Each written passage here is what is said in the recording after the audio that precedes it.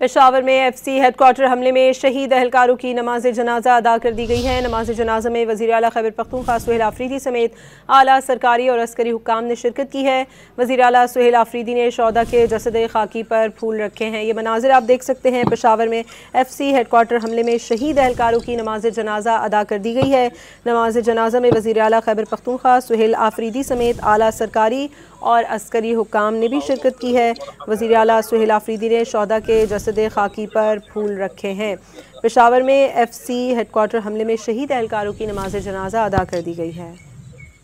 पेशावर में FC headquarter हमले में शहीद एहलकारों की नमाज जनाजा अदा कर दी गई है। नमाज जनाजा में वज़ीर आला खैबर पख्तूनख्वा सुहेल आफरीदी समेत आला सरकारी और अस्करी हुक्काम ने शिरकत की है। वज़ीर आला सुहेल आफरीदी ने शौदा के जसद खाकी पर फूल रखे हैं। ये मनाजिर आप देख सकते हैं। पेशावर में FC हेडक्वार्टर हमले में शहीद एहलकारों की नमाज जनाजा अदा कर दी गई है।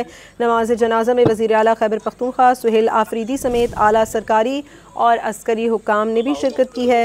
वज़ीर आला सुहेल आफरीदी ने शौदा के जसद खाकी पर फूल रखे हैं। पेशावर में FC हेडक्वार्टर हमले में शहीद एहलकारों की नमाज जनाजा अदा कर दी गई है।